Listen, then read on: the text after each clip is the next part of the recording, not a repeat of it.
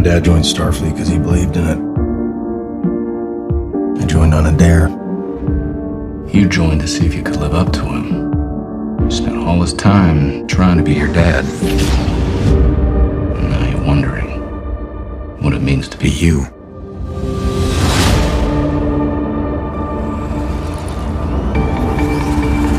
We were overwhelmed by something we've never seen before. I know this isn't the last of my crew,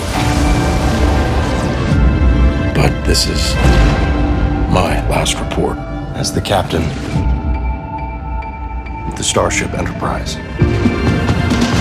I'm bracing for the pain and I am letting go. I gathered all my strength and I found myself.